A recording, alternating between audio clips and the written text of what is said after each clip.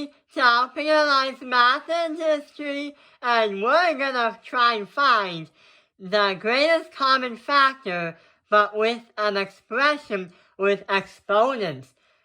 Just like the last few videos, we have been trying to find the greatest common factors with expressions without exponents. But with this kind of equation or expression, there seems to have exponents. So, there are added steps to finding the greatest common factor to this. Let's start solving, and let's do the math. Just like usually, the first thing we gotta do is find the greatest common factor with this 63 and this 81.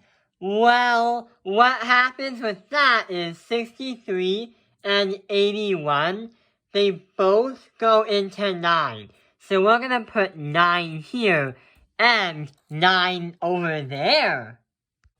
The next thing we gotta do is, unlike the last video where we ignore the variables, since we have variables like n to the third, n to the second, and m to the sixth, we actually have to pay attention to those.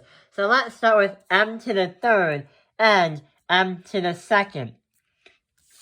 When we have m to the third and m to the second, what we want to do to find the greatest common factor is we use the smaller exponent, because we can have m times m, which is the second, and m times m, which is the third.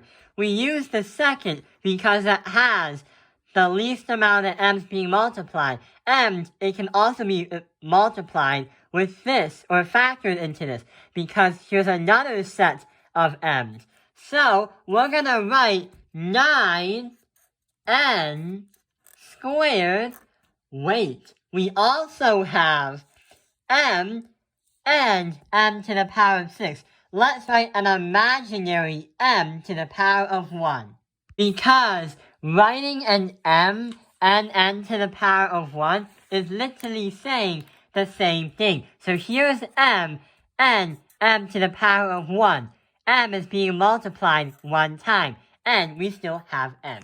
So, what we're going to be doing is, we have m to the power of 1 and m to the power of 6. We use m because that can be factored into m to the power of 6 many times. So what we're going to write is just write m.